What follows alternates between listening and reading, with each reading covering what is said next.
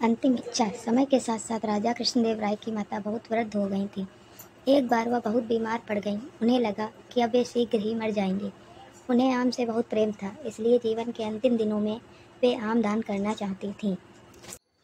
सो उन्होंने राजा से ब्राह्मणों को आमों को दान करने की इच्छा प्रकट की। वह समझती थी कि इस प्रकार दान करने से उन्हें स्वर्ग की प्राप्ति होगी। सो कुछ दिनों बाद राजा की माता अपनी अंतिम इच्छा की पूर्ति के बिना ही मृत्यु को प्राप्त हो गईं।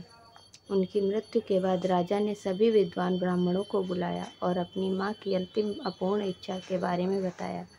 कुछ देर तक चुप रहने के पश्चात ब्राह्मण बोले, यह तो बहुत ही बुरा हुआ महाराज। अंतिम इच्छा के पूरा न होने की दशा में तो उन्हें मुक्ति भी नहीं मिल सकती। वे प्रेत योनि में भटकती रहेंगी।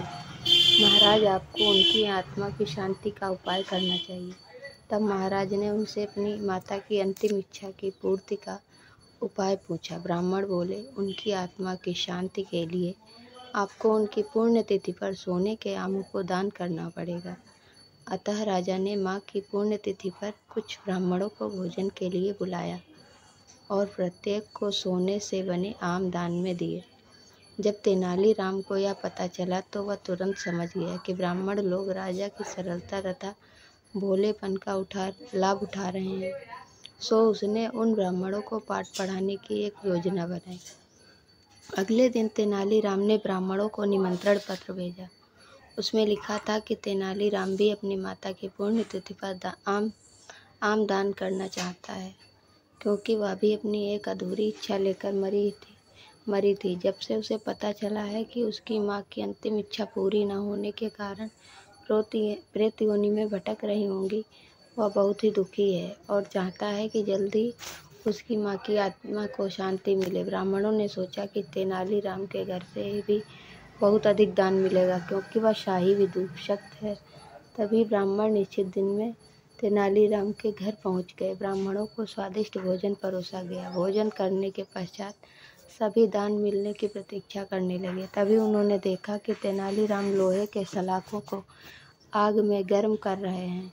पूछने पर तेनालीराम बोला, मेरी माँ फोड़ों के दर्द से परेशान थी। मृत्यु के समय उन्हें बहुत तेज दर्द हो रहा था। इससे पहले कि मैं गर्म सलाखों से उसकी सिकाई करता, वह मर चुकी थी। अब उनकी आत्मा की शांति के लिए मुझे आपके साथ वैसा ही करना पड़ेगा जैसे कि उनकी अंतिम इच्छा थी। यह सुनकर ब्राह्मण बौखला गए। वह वहाँ से तुरंत चले जाना चाहते थे। वे गुस्से से तेनालीराम से बोले कि हमें गर्म सलाखों से दागने पर तुम्हारी माँ की आत्मा को शांति मिलेगी? नहीं महाशय, मैं झूठ नहीं बोल रहा। यदि सोने के आम दान में देने से महाराज की माँ की आत्मा को स्वर्ग में शांति मिल सकती है, तो मैं अपनी माँ को अंतिम इच्छा क्यों नहीं पूरी कर सकता। यह सुनते ही सभी ब्राह्मण समझ गए कि तेनालीराम क्या कहना चाहते हैं। वह बोले, तेनालीराम, हमें क्षमा करो, या हमसे सोने के आम तुम्हें दे देते हैं, बस तुम हमें जाने दो। तेनालीराम ने सोने के आम लेकर ब्राह्मणों को जाने दिया, परंतु एक लालची ब्राह्मण ने सारी बात राजा को जाकर बता दी। यह सुनकर राजा क्रोधित हो गए और उन्होंने तेनालीराम को बुलाया। वे बोले, तेनालीराम, यदि तुम्हें सोने के आम चाहिए थे तो मुझसे मांग लेते। तुम इतने लालची कैसे हो गए कि तुमने ब्राह्मणों से सोने के आम ले लिए? महाराज, मैं लालची नहीं हूँ, अपितु मैं तो उनकी लालच की प्रवृत्ति को रोक रहा था। यदि वे आपकी माँ की पुण्यतिथि पर सोने के आम ग्रहण कर सकते हैं, तो मेरी माँ की पुण्यतिथि पर लोहे की गर्म सलाखें क्यों नहीं झेल सकते? राजा तेनालीराम की बातों का अर्थ समझ गए। उन्होंने ब्राह्मणों को बुलाया और उन्हें भविष्य में लालच त्यागने को कहा।